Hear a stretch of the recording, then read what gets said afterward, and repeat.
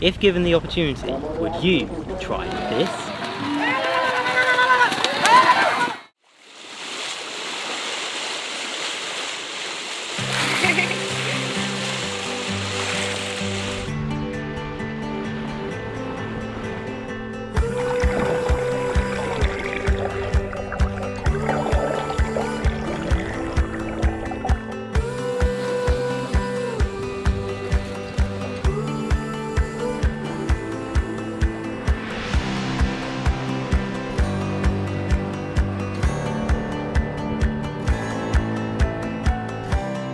In the last 3.5 years, we have sailed halfway around the world on our 37-foot boat, Florence, exploring new countries, new cultures, and sharing our adventure along the way.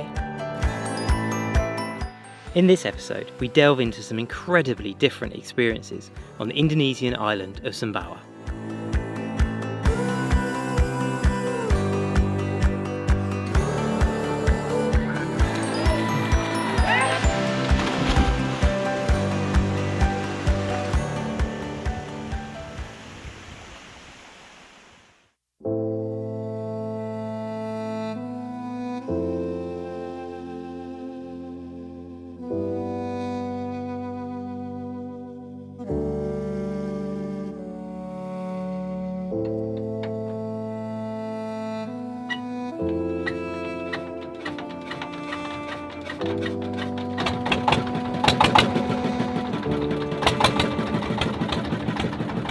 It was a dawn departure from the boat this morning. We were picked up from Florence by a local boat along with some other sailors from the rally.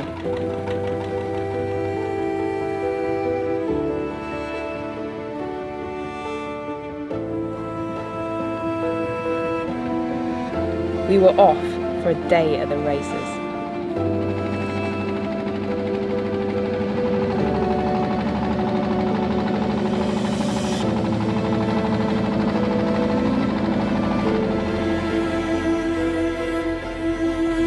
When heading ashore in Indonesia, we never really know quite what the day will bring.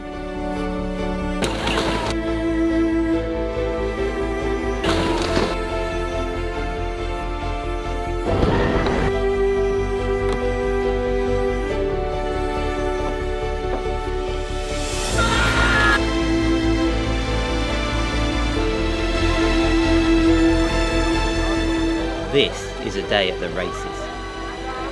This is a day at the Buffalo Racing World Championships.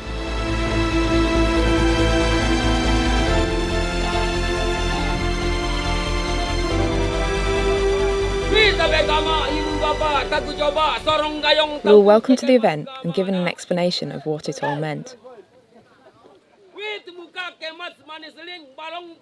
The buffalo are raced from one end of the rice paddy to the other, but have to pass either side of a stick, which is placed at the end of the track. The stick is hammered into the track with great ceremony by a shaman, who also places a magic spell on the stick, which makes the buffalo afraid of it.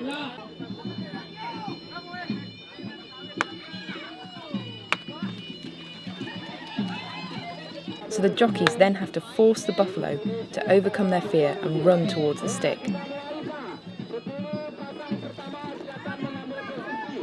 This is the grand final of the event, and the prize for the top jockey is a motorbike.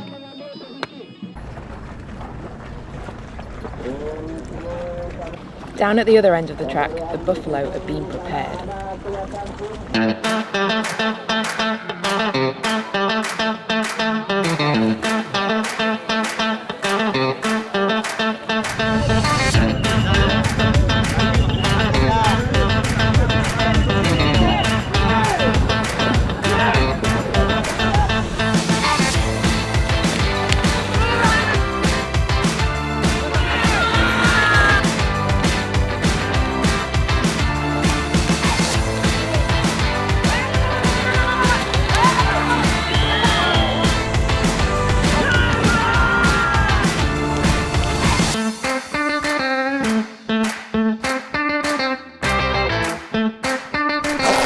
This is the point where the day changed for us. We'd been asked the previous day whether we would like to volunteer, without it being made fully clear exactly what we were volunteering for. But after so many amazing experiences on our journey around the world so far, our motto now is to always volunteer. It usually turns out to be awesome. As we were watching the pros race, the call went up for the volunteers to step forward to have their turn at trying to ride the buffalo. Having seen what we've just seen, we were no longer sure this was such a good idea, so we listened to the safety briefing very carefully. We were told, 1. Don't fall off. 2. If you do fall off backwards. And 3. When you fall off, make sure you only land in the soft mud. With that understood, we were all set. I have tried. So, currently clean. I don't think I'm going to stay like this for very long. I think it's just like riding a mountain bike. Downhill, soft knees, and speed is your friend. Yeah, with a wild buffalo!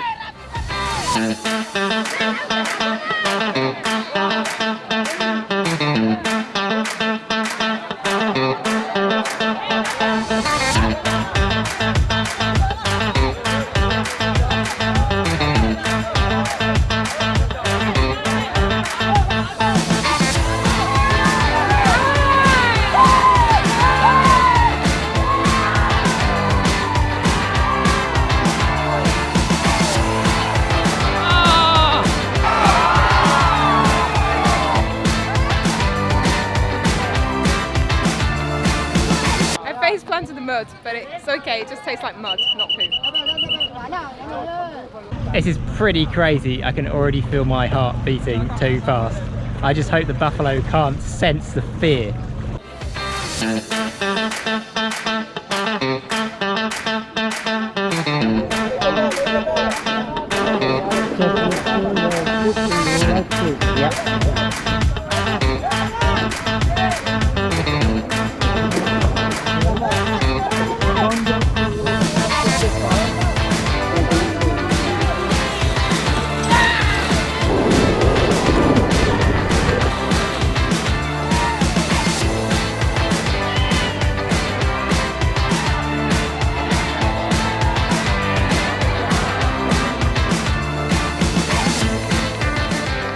Supposed to be good for the skin, eh? We weren't the only ones crazy enough to try this. 5 of our fellow sailors were also up for it. Hell yeah!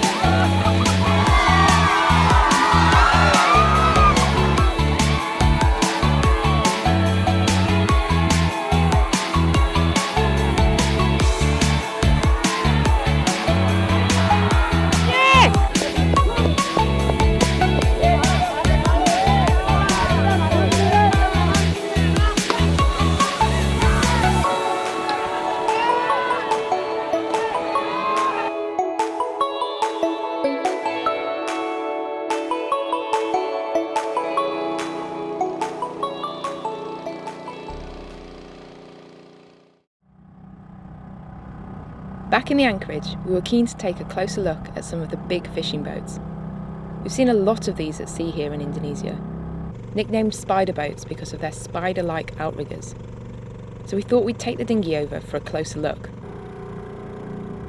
As we were circling around one boat, in typical friendly Indonesian fashion, some guys saw we were interested, so came over to invite us aboard their boat. Ah, so this is your boat? Ya ngerti. Should we tie onto here? There we go. So here we are, actually on board one of the spider boats that we've seen so many of. These boats fish at night. They hang nets down from their spider-like legs and then use powerful lights to attract the fish. There's a lot of rigging to hold up these outrigger legs and the weight of the nets that hang below them. This boat usually has 9 people on board when working out fishing. The spider boat will stay anchored out in very deep water for days at a time, with a smaller boat returning the catch to the shore each day. These rocks are used to weigh down the net so that it hangs directly below the spider legs of the boat. And they will lead back through these ropes so they can go tie them off with those reel over there. These are the lights they use to attract the fish. And this is the command deck. And of course, Indonesia, you have to have a massive sound system.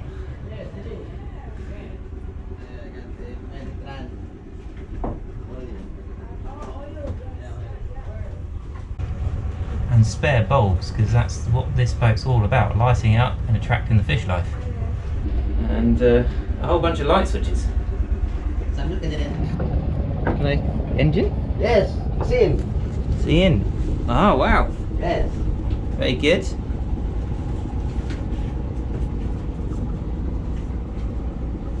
So the gearbox looks pretty good. The exhaust looks a little bit. You have a hole. Watch out. So that's more important. This one's more important because this is the generator for all the lights to attract the fish. Okay, not fine. Of course, after receiving such hospitality, we invited the crew to visit our spider boat in return.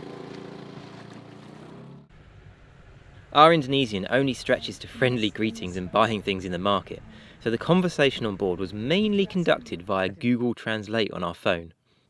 We might not understand much Indonesian, but we did catch the gist of a call from their captain, who was asking why they were drinking coffee on the tourist boat rather than servicing the spider boat's generator.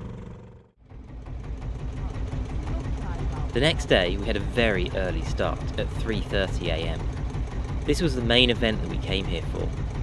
After a 2-hour ride in a local boat, we arrived at a spider boat in the bay, hopeful that we would find a whale shark and be able to swim. Unfortunately, this spider boat was not the lucky one. But as dawn broke, we were told of a nearby sighting, so we headed that way.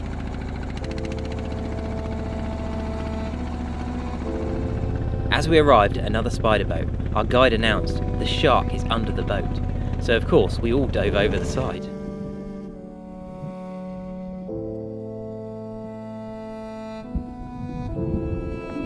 It's such a privilege to be able to swim with this gentle giant of the ocean.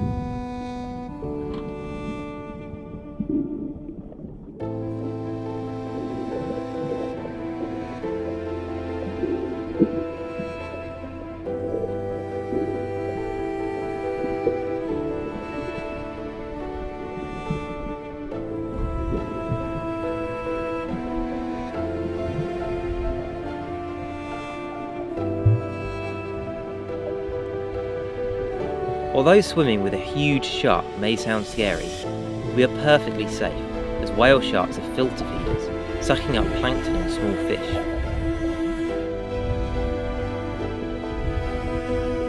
Whale sharks are in fact the largest sharks in the world. The largest whale shark ever recorded was 18 metres long. That's nearly 7 metres longer than Florence.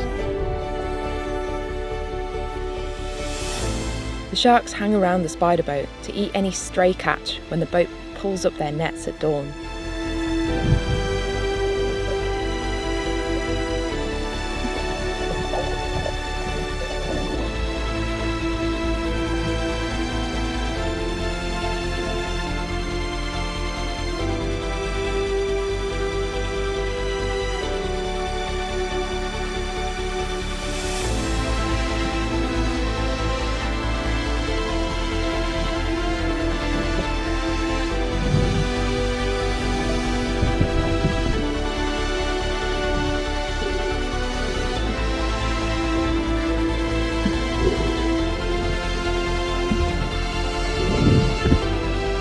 It was a magical experience to be able to look one of the ocean giants in the eye. An experience we will never forget.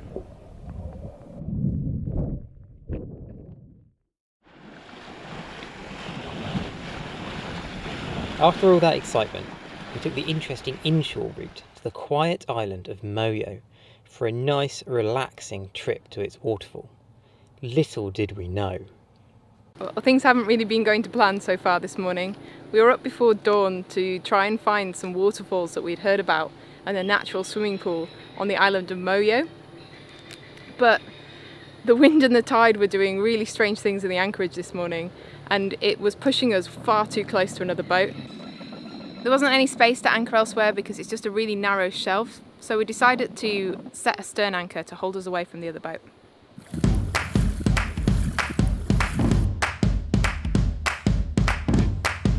With that set, we headed off to try and find a way to the waterfall.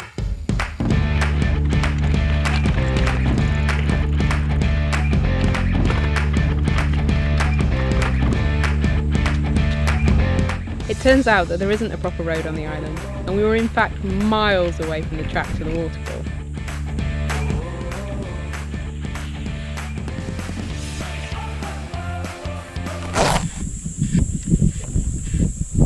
Typical puncher.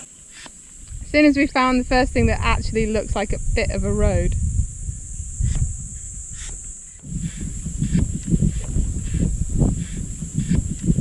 At least we have company. Can anyone tell us what snake this is?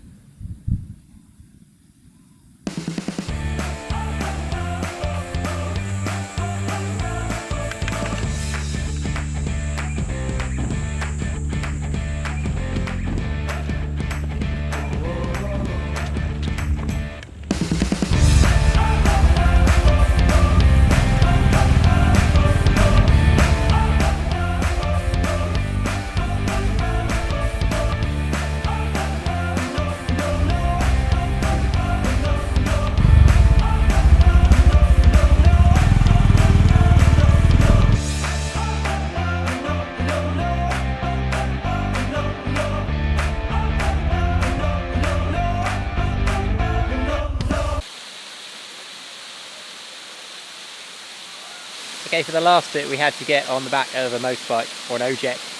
We probably could have cycled it, but we were running out of time, so it's taken 2.5 hours of cycling just to get to the village. But this is what it's all about, coming to see these waterfalls here.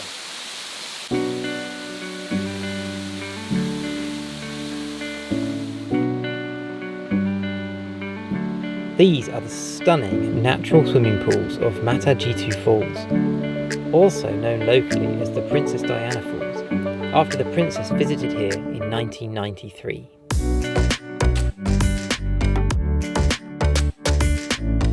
Today it was just us and the monkeys.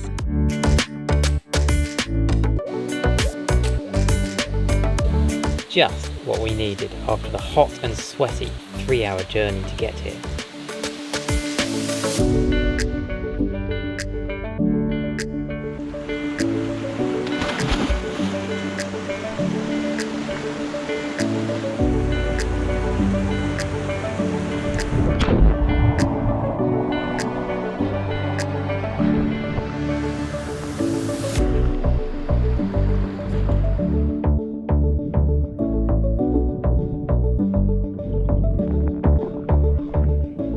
We're so glad that we didn't give up and turn back. This was definitely worth the effort.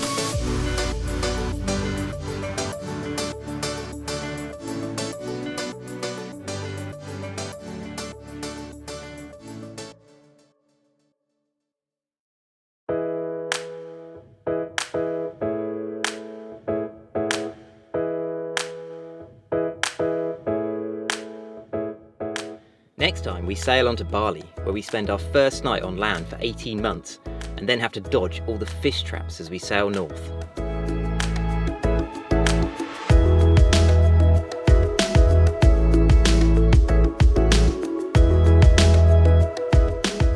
We'd like to say a big thank you to all of our patrons for your support, especially our star patrons: Alan Becky, Kate and Peter Adkins, Robin Reamer, Joshua Baxter, and our new star patron, John Bowler.